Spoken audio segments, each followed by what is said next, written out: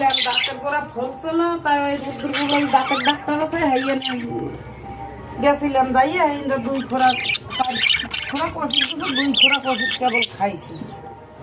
এর মধ্যে আর ওতে দেনায় গ্যাসের ওষুধ পাওয়ারওয়ালা ওষুধ দিয়েছে সে খাইয়া সে আদা মারা এখন পর্যন্ত ঠিক হয় না আমারে দেখাইছি